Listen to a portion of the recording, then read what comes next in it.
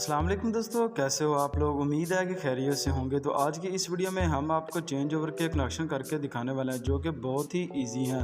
तो वीडियो देखने से पहले हमारे चैनल शाम टीवी को लाजमी सब्सक्राइब करें।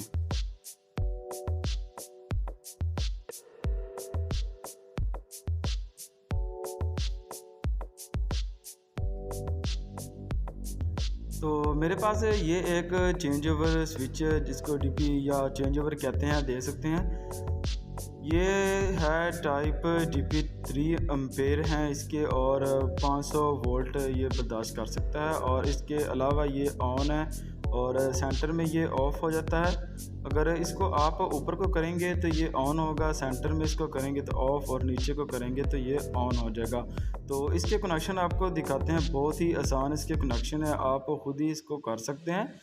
तो देख सकते हैं कि इसके अंदर इस तरह के कुछ पॉइंट्स होते हैं जो कि एक चीनी का बना होते हैं।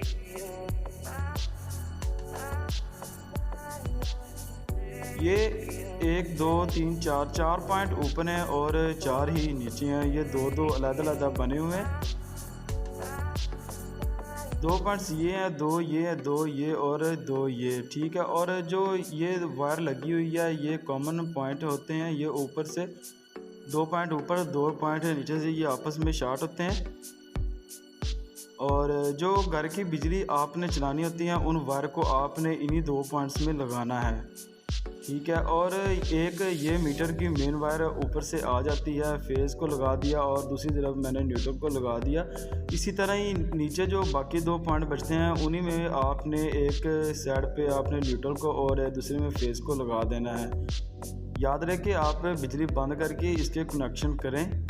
आप इसमें जनरेटर के भी एक साइड पे जनरेटर के कनेक्शन कर सकते हैं और दूसरी साइड पे वापटा के कनेक्शन कर सकते हैं। और जब आप इन दोनों पॉइंट्स को आप ऊपर करेंगे तो ये 2 पॉइंट्स जो हैं ये आपस में जुड़ जाते हैं। ये देख सकते हैं कि इसके अंदर 2 पतरियाँ लगी होती हैं।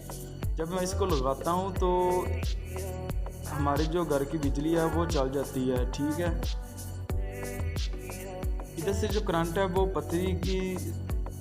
पतरी से जाती है दूसरे पॉइंट्स में, ठीक है। जब आप ऊपर करते हैं तो वही जो कॉमन वायर अंदर लगी हुई है उसमें से जो हमारे घर की बिजली है उधर चली जाती है।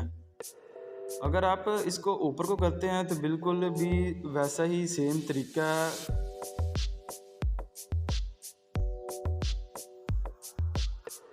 ये देख सकते हैं कि अक्सर औकात ये होता है कि जो इसके अंदर ये टर्मिनल की जो पथरियाँ होती हैं इनमें बहुत स्पार्किंग होती हैं। ये अक्सर ठीक नहीं होती। इनको आप पेचकस से या किसी चीज़ से इनको आप अच्छी तरह टाइट कर लें ताकि इसमें स्पार्किंग ना हो। करंट जो है वो इन पतरियों से दूसरी जानब चला जाता है और जो अंदर कॉमन वायर लगी होती है उसमें हमारे जो घर की बिजली है वो ऑन हो जाती है, चाहे आप इसको ऊपर को करते हैं चाहे आप इसको नीचे को करते हैं। ये देख सकते हैं कि इस वक्त जो स्पार्किंग है वो हो रही है क्योंकि हमारे जो अंदर पतरियाँ लगी हुई हैं वो ठीक नहीं हैं।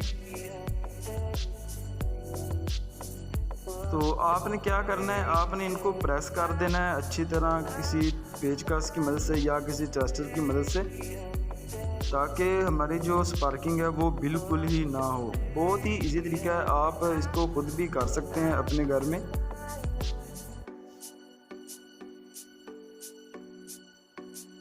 ये मेन वायर आ रही है एक मीटर की है जो ऊपर की तरफ से आ रही है, और जो एक वायर है वो केबल जो है वो नीचे की तरफ आ रही है, और जो तीसरी केबल है वो हमारे घर की केबल है। जो पॉइंट आपस में जुड़े हुए हैं जिनके अंदर तार लगी है आपने उधर अपने जो घर की वायरिंग है उसमें लगानी है, और बाकी जो 2 पॉइंट बचते हैं उसमें आपने मीटर की केबल को या जनरेटर की केबल को आपने लगा देना है। मैं टेस्टर ले लेता हूँ। इस तरह देख सकते हैं कि आप इस तरह अपनी पतरी को है वो बिल्कुल प्रेस करें ताकि स्पार्किंग जो है वो बिल्कुल भी ना हो।